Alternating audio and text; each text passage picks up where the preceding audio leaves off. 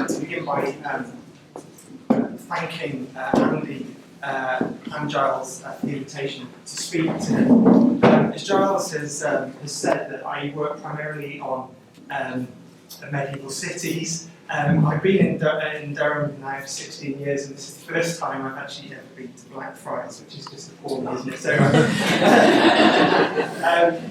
So we'll start, we need to go on. So, as Giles has said, in 2015, I was the academic curator of an exhibition, Magna Carta and the Changing Face of Revolt, which was held at Durham between June and August of that year to commemorate the sealing of the Great Charter by King John. And it is also particularly pleasing, I should say, that the researcher on that for that exhibition, Dr. Andy Byrne, and the colleague from Durham is here today, as well as the museum curator, Hamlet. And I think it's because of my involvement in the exhibition, the Magna Carta exhibition, that I've really, I suppose, been invited today to speak to you.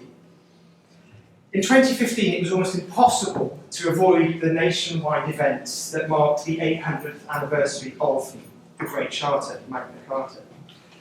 The British government had a particular interest in the celebration of the anniversary of Magna Carta. At a time of increasingly heated and polarising debates about citizenship, identity and belonging, the government looked upon the Charter as a document embodying and imparting a distinctive and time-honoured set of British values: the right to a fair trial, the rule of law, the consensual basis of authority. But what of the Charter of the Forest?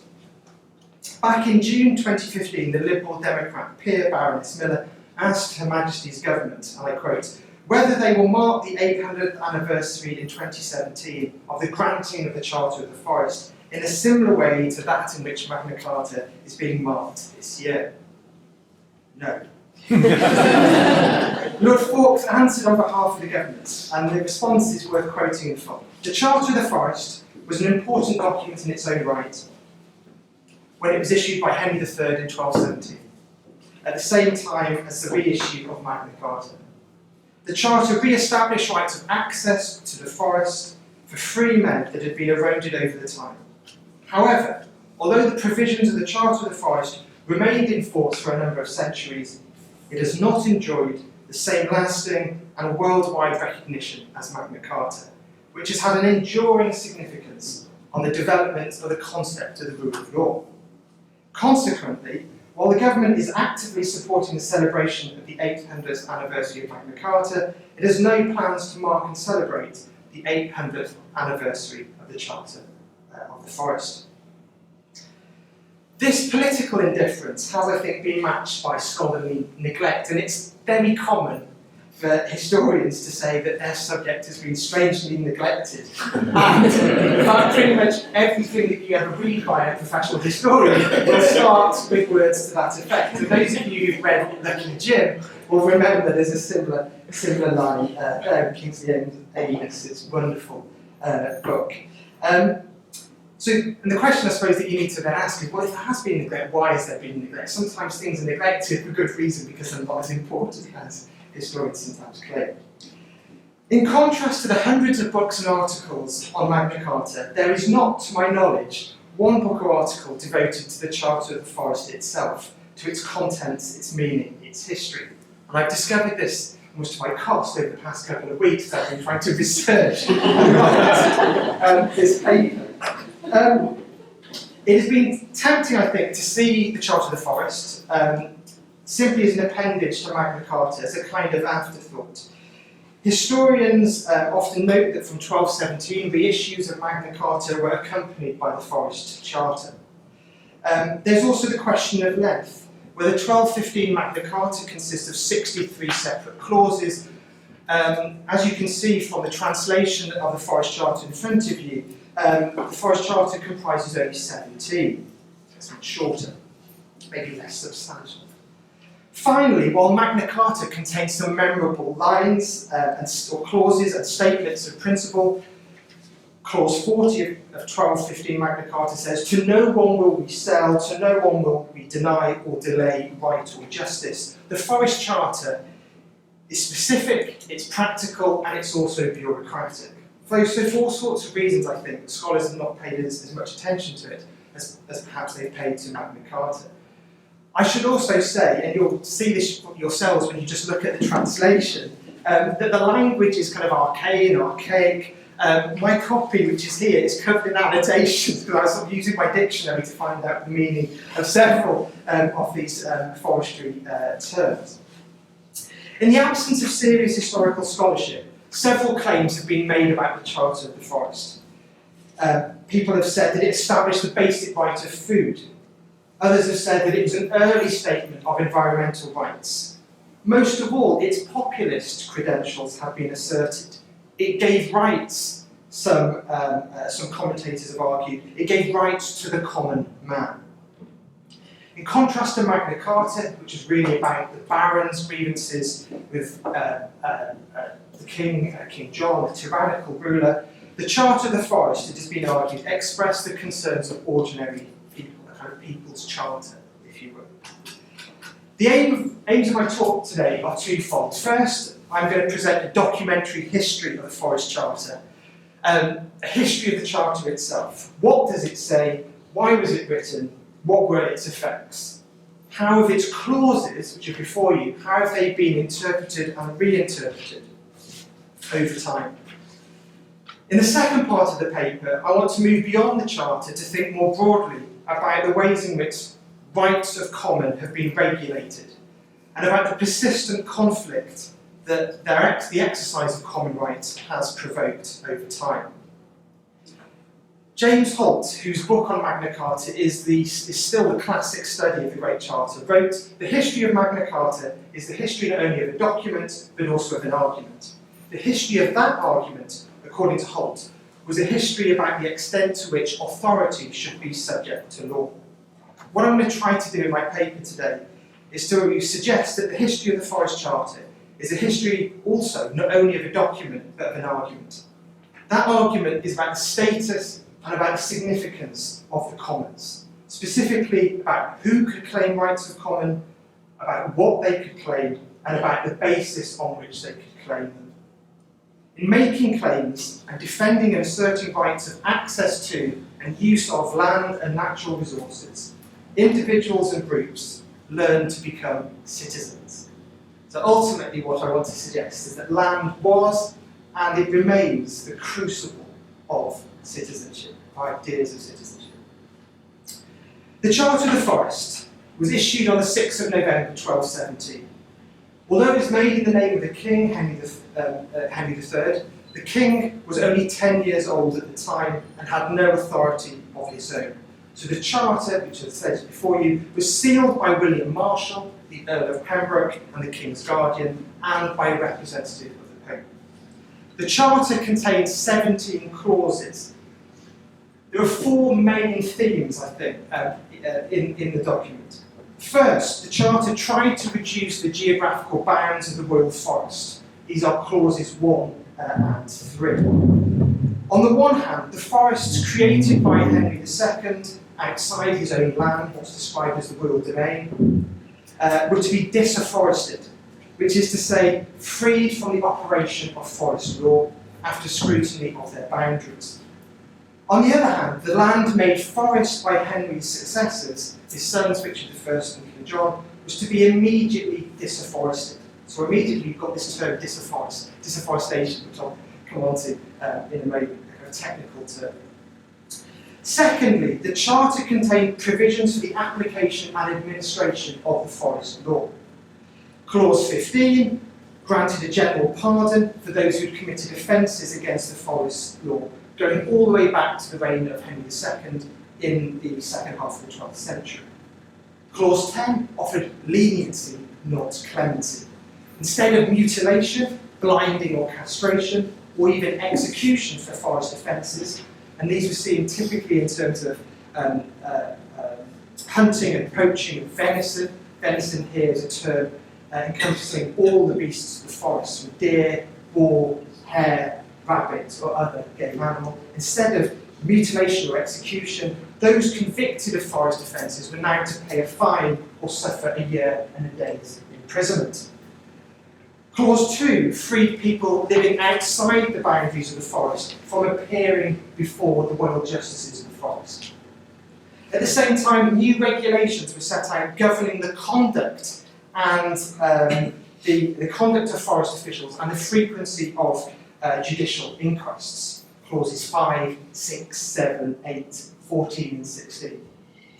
Thirdly, the Charter sought to protect and regulate the rights of those holding land within the forest.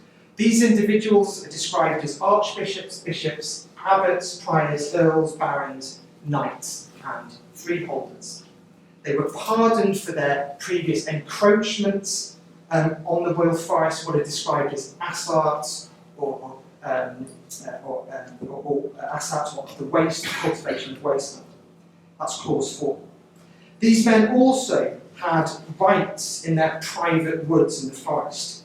According to clause 12, every freeman was to be allowed to use freely the land he held in the forest, so long as it did not harm that of his neighbour, whether he wanted to use that land to construct a mill, a pond, a ditch or a hedge.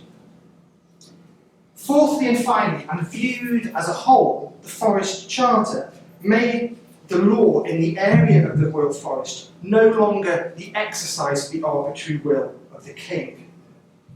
The Charter made it clear that the Crown could not do as it pleased in the area of the forest. The Charter, then, was nothing less than a written constitution of the forest. So that's the substance of the Charter. Those are the kind of 4 main themes that you can see running through the document. So the next question, I suppose, is who was behind the Charter? Who wanted this Charter? Whose interests did it address? The Charter was a charter of the propertied, not the propertyless. It spoke for those in possession of land, not the landless. I think we could be more precise. The Charter of the Forest was essentially a charter for free men, liberi homines, free men. Free men were the opposite of serfs, the unfree. Free men included earls, barons, bishops, abbots, as well as knights, gentry, and some of those who worked the land, the peasantry. They had access to the king's courts, whereas those who were unfree were simply the property of their lord. Free men, it has been estimated, consisted of between 1 in 10 or 1 in 5 of the adult male population in 1217. So this is definitely not a charter for all, a charter for free men. These men were already a privileged group at law, and they were acutely conscious of the rights that pertained to them by virtue of their possession of land. Clause 13 granted that every free man shall have eyries of hawks, sparrowhawks, falcons, eagles and herons in his woods, and likewise honey found in his woods.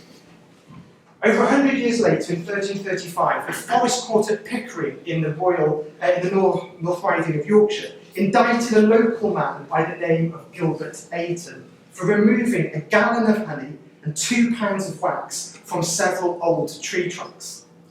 The honey happened to be in Ayton's own woods at Hutton Bushel and Troutstale in the eastern part of the Vale of Pickering. And Ayton also happened to be a knight and the most powerful local lord, the holder of 5 manors in the immediate area. Ayton then was no ordinary person, a knight, a landlord. His defence was based upon his knowledge of the Charter of the Forest, which he was able to cite verbatim. Every free man shall have the honey found in his own woods, he is reported to have said. Why was the royal forest so contentious? The forest was not a geographical or personal feature. It was not woodland per se, though it could include it. The forest was a legal construct. It was the area in which the forest law applied. It was a special law, administered by officials answerable only to the Crown. While Anglo-Saxon kings kept royal forests for the purpose of hunting, it was the Norman kings after 1066 who created the forest as a distinct legal entity. Its value to the Crown was primarily financial rather than simply recreational or social. Fines were levied by royal justices going on visitations around the World Forest for killing deer and boar, for keeping hunting dogs, for clearing and enclosing land. These fines were especially valuable at a time when the king and the crown could not yet raise money through taxation. So it had a financial value. The forest also grew dramatically in size to encompass woodland, arable land, towns and villages. This was the process known, again a technical term, known as afforestation, and it took place by the king's will alone. Just to give you some sense of how significant this was, in 1189, royal forest extended to between a quarter and a third of England. It included land in 29 counties, including, as you'll see if you just turn over the document for the handout in front of you, the whole of Essex, as well as New Forest in Hampshire and Sherwood Forest in Nottinghamshire. From the early 13th century, the county communities of Devon, of Cornwall, of Essex, of Shropshire and Staffordshire bought from the Crown that partial or full exemption from the forest. Instead of such piecemeal manoeuvring, which you can see in the late 12th century, early 13th century, Magna Carta was a more concerted and coherent attempt to reduce the physical size of the forest. 1215 Magna Carta disafforested land that had been made forest in the reign of King John, that's Clause 47, while Clause 48 of Magna Carta declared, perhaps ambiguously, that all evil customs of the forest were to be abolished after a judicial review. The point about the Charter of the Forest then was that it was more detailed and it was more wide-ranging, and it really tried to reduce the size of the forest. And the map that you can see, I think, is from, I think it's in the middle of the 13th century. So this is after a period of kind of disafforestation. So one of the consequences of the Charter of the Forest is that there were perambulations of the boundaries of the forest, perambulations people who walk the boundaries or roam the boundaries of the forest in particular counties to reduce, with the aim of reducing those boundaries. But you can see from the map, even in the middle of the 13th century, it's still a significant proportion of the land mass of England.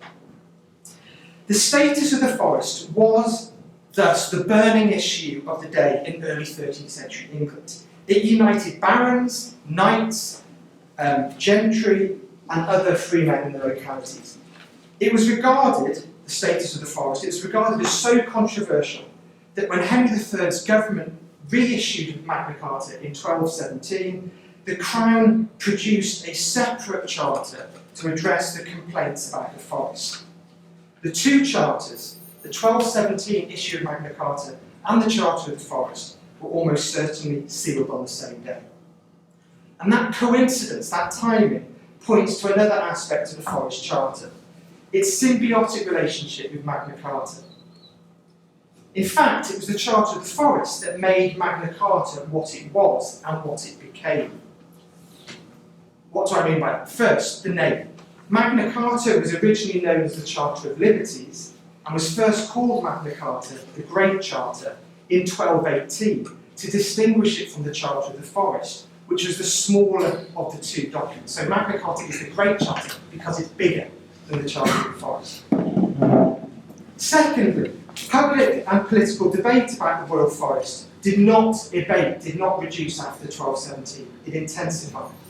The boundaries of the forest were inspected and perambulated in many counties, as I've said, to determine the boundaries. But the Crown was determined to resist turning back the clock to the beginning of Henry II's reign in the 12th century. Conflict about the forest was the stimulus to the repeated reissue of Magna Carta.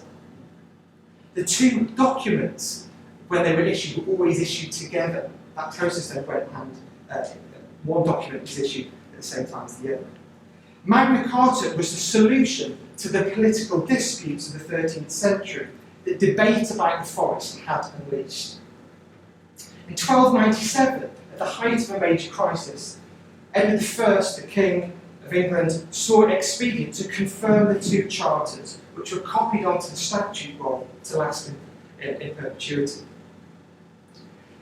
And that action, the action of copying the charters onto the statute roll, gave the Charter of the Forest a particular importance at Parliament over the 14th century. So what I'm doing now is just continuing that history of the Charter of the Forest as a document. In the 14th century, the House of Commons transformed the Forest Charter, along with Magna Carta, into the touchstone of good government. From the first Parliament of Edward III's reign in 1327, the Lower House repeatedly asked from the Crown and received the confirmation of the two charters. This request was usually the first of the Commons petitions. The frequency and timing of these petitions, coupled with the repetitive nature of the royal response, let it be so effectively, yes, let the charters be confirmed, is what the King normally said, might suggest that this was a kind of ritual, a political ritual involving the Forest Charter that had been devoid of meaning. I think that conclusion, to suggest it's merely a kind of a ritual, would be a mistake. First, the Charter of the Forest gave power to and cohesion to the parliamentary commons.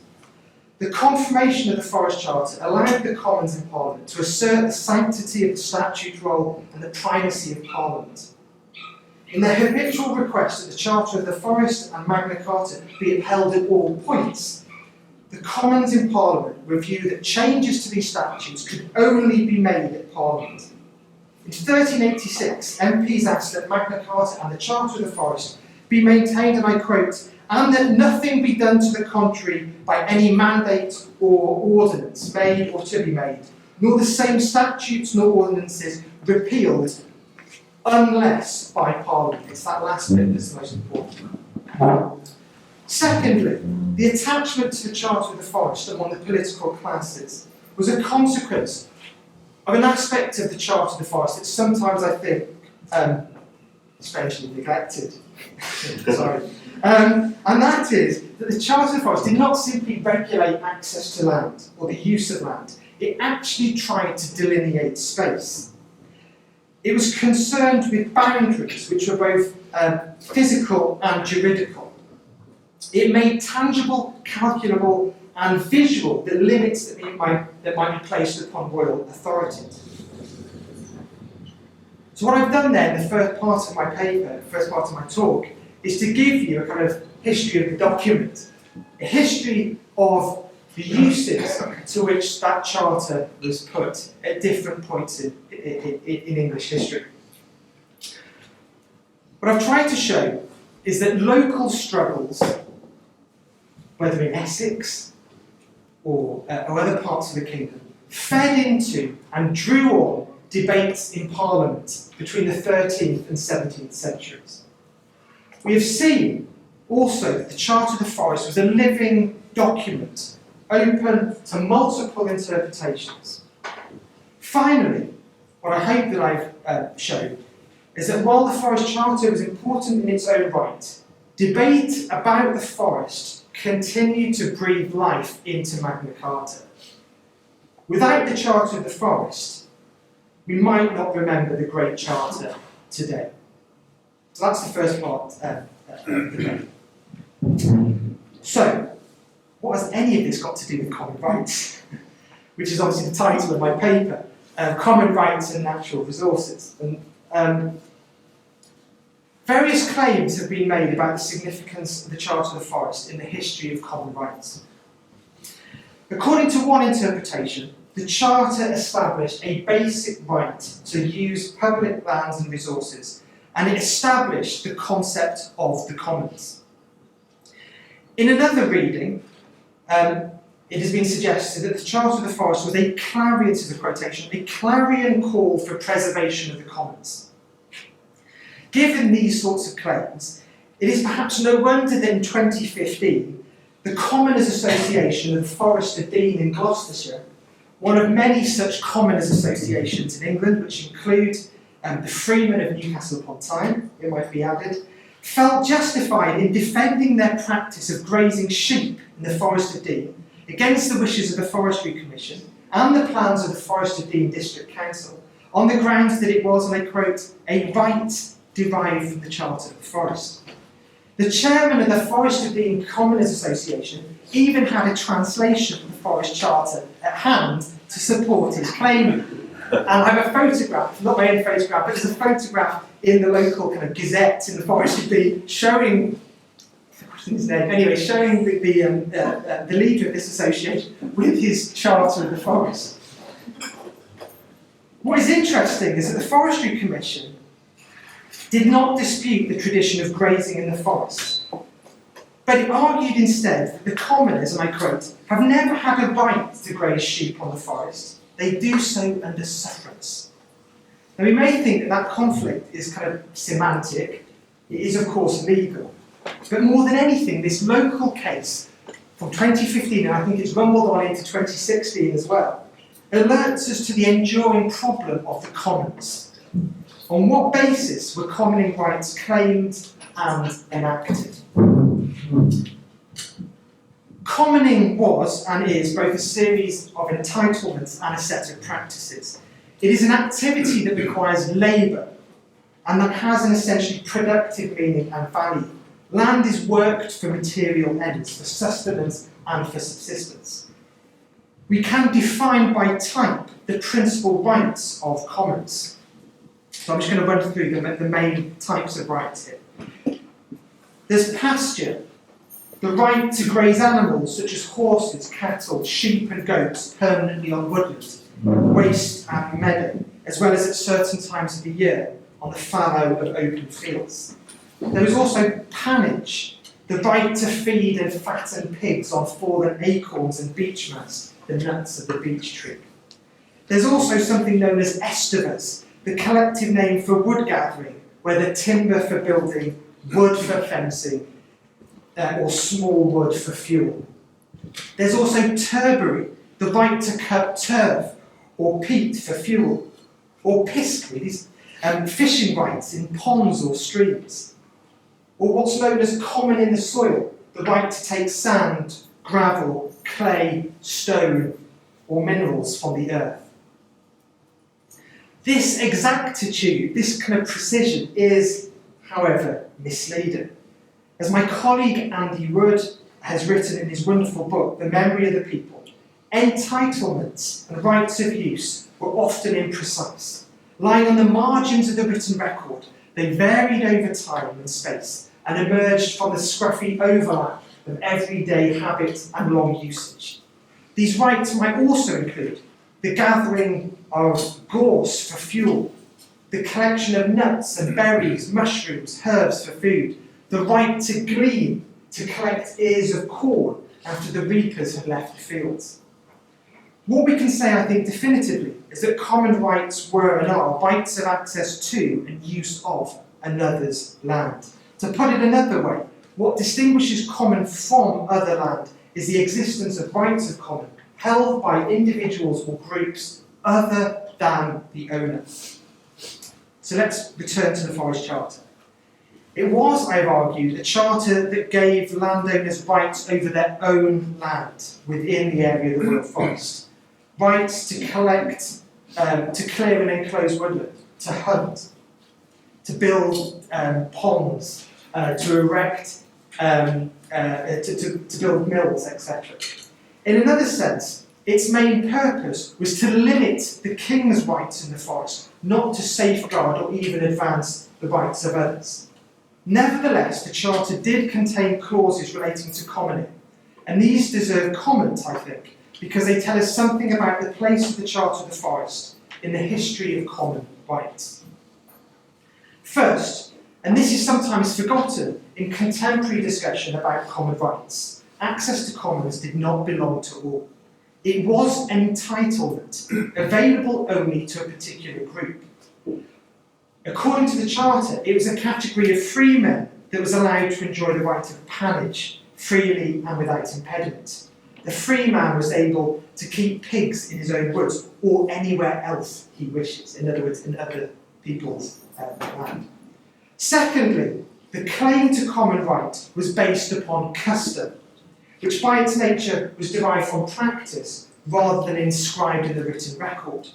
Clause 1 of the Forest Charter promised that such woodland that had belonged to Henry II and that had been turned into forest should remain in this state, with a proviso that common of pasture and other things in the forest should be reserved, and I quote, to those who were accustomed to have them previously. So it's about, common rights are about rights of a particular group. They're also about custom. Thirdly, common rights were local. Clause 14 set out to remedy the abuse of the collection of a payment known as, you're going to have to excuse my pronunciation, cheminage, obviously cheminage, sorry, spelled either Cheminage or with an I instead of the E. And this was a toll payable for passage through a forest. It limited its collection to certain forested offices, and it specified the rates at which that levy could be raised. But crucially, it also declared that the sum of money would only be paid by those described as merchants, people who came into the forest to buy wood, timber, bark and charcoal for sale elsewhere, for profit in other words. Local inhabitants who had a right to collect wood, timber, bark and charcoal for their own purposes, for their subsistence, it was implied, should be free of the levy. So we can see the Charter of the Forest as a statement of kind of rights of common. But commoning rights were not the creation of the Forest Charter. They had existed long before. The origin of common rights lay not in royal charters, but in earlier, perhaps much earlier, agricultural practices. Pre-conquest, certainly, and probably pre-history. Nor did the Forest Charter establish the rights of commoners, of all those who had rights over another's land. The remarkable thing, I think, is that the Charter mentioned rights of common at all. As Jean Birrell has explained, by the 12th and 13th centuries, common rights were old and customary, known to all concerned, and there was in general no need or formula for writing them down. In trying to reconcile conflicting uses of land through the act of writing in the Forest Charter, the Crown acknowledged the place and the value of the commons. The Forest Charter could therefore be deployed to maintain these customary rights of common. Around 1300, the poor people of Easingwold in the North Riding of Yorkshire protested to the King's Chancellor that they should be quit of cheminage according to the Charter of the Forest. In the October Parliament of 1383, there was a petition on behalf of those who were suffering at the hands of the ministers of the forest, the officers of the king, who throughout the kingdom, and I quote, take cheminage in the forest from all manner of local people and others carrying wood, coals or other fuel for their own use in their houses, to the very great injury of the people and contrary to the aforesaid statute. This complaint was repeated in 1391 and 1394. Yet the Charter of the Forest also raised questions about rights of common, which were not settled by the Charter and which have remained an enduring feature of the history of the commons. Who had a right to claim them? On what grounds could this claim be exercised? The claim could be codified and written down, but it was essentially through their usage and through the experience and memory of that usage that commoning rights were enacted and upheld. Whenever rights were challenged, or whenever there was uncertainty as to their condition, it was habitually the older members of that community whose testimony was called upon. In the city of York in 1524, the key witnesses in a dispute about rights of common were a citizen and butcher, aged 86, a pewterer, aged 71, a weaver, aged 64, a tailor, aged 74, a clothmaker, aged 81, a walker, somebody involved in the production of cloth, aged 68, and 2 shoemakers, aged 66 and 58 respectively. The vital role of memory in the maintenance of rights of common is why, as E.P. Thompson argued, the perambulation of the boundaries of common lands, the walking or riding of common lands, was commonplace both in medieval and early modern England. Walking the bounds was a public assertion of rights, sometimes known as beating the bounds, or that tends to be the parish boundaries. Publicity through participation would guarantee, it was hoped, the remembrance of these rights. Many historians working in different historical periods from the 13th all the way through to the 19th century have written about the struggle for common lands. The history of common rights is a history of conflict, and there are several reasons for this. We can point to the inherent and persistent tensions between the usage and the ownership of land. And these go back all the way to the medieval period. The process of enclosure, in which hedges, gates, and ditches were constructed to extinguish common rights to land, were not a novelty of the 16th and 17th and 18th centuries. So that inherent tension. We can also point to social and economic changes that were instrumental in sharpening disputes over common rights. In the late 13th and early 14th centuries, rising population led to the clearance and cultivation of considerable amounts of woodland. It also led to inflation, population rose, prices went up, and that encouraged lords of manors to restrict the commoning rights of their tenants on their estates.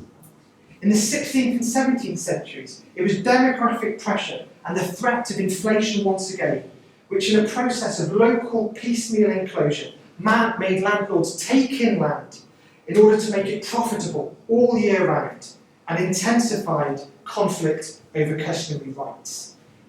The early modern period saw the birth of the enclosure right. Over 100 village revolts have been counted between 1509 and 1640.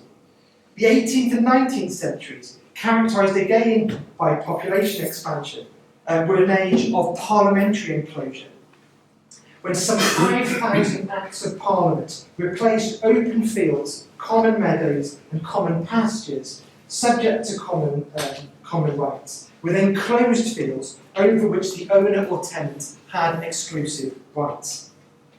It has been suggested that there cannot be a forest or a chase in the country which did not have some dramatic episode of conflict over common rights in the 18th century. Historians are absolutely right to speak of land hunger and to emphasise the economic value of common rights to those who claimed them. Historians are correct, absolutely correct, to describe the existence of a politics of subsistence, a politics of economic relations constructed around access to commons and to common rights. The commons were fundamental to the lives of the peasantry. They also, and this is sometimes forgotten, they also made a major contribution to urban residents and to the urban economy.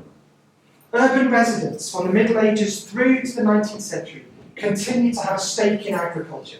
They grazed cattle, sheep and horses on the pasture lands that encircled their towns and cities. In 1524, the citizens of Norwich were at loggerheads with the cathedral over rights of common in land owned by the church. And the citizens of Norwich drew up what I think I can describe as a kind of manifesto of items to which they would never give their consent, whatever offers were made by the cathedral. One draft of this manifesto read, item, the said commons, that is to say, citizens, say that they may nor will not depart with, in other words, surrender, their common of pasture without the gates of the said city. For it is the greatest relief that the poor citizens of the same city have for the succour of them and their children. Here we can see very clearly the economic anxieties of urban householders who were determined not to relinquish their right of keeping livestock on the commons. Yet what I want to suggest is that struggles over common lands were about more than food and subsistence. What is interesting about the document to which I referred is that it was a draft. And where it now says children, the original version read city, the word then being crossed out and replaced with something more personal. Those who wrote it thought it more persuasive to highlight the domestic and familial importance of common rights, whose removal would impoverish individual citizens and their families. But in letting slip that common pasture rights were of aid, sustenance to poor citizens and their city, the Norwich Manifesto of 1524 disclosed that disputes about common rights and natural resources had at their centre debates about the nature and definition of community. They sprang also from a sense of entitlement. The tone and language of that manifesto is forceful and uncompromising. These are the things that we will not surrender, and one of them is our rights of common. To exercise rights of common is to stake a claim to be a member of a particular community, to lay claim to these rights when they are under threat, and to do so either in writing or in acts of violence, ritualised violence, when the closing hedges and gates were torn down and carried away, was a political act, a statement of political participation. Commoners demanded that their voices would be heard, and they defined themselves as possessing certain rights that could not be given up or even sold. To think in these terms of a sense of community, identity and belonging, to think of political engagement, to think of inalienable rights that could not be surrendered, not given away, not sold, all bound up in the use of land and the use of natural resources, is to think of the language and ideology of citizenship. Local struggles over common rights were conflicts about the meaning and extent of citizenship. So, to conclude, who had access to land, to fuel, to food? Who counted in society and who did not? These were questions raised by the 1217 Charter of the Forest. They were recurring questions, the answers to which changed over time and according to place.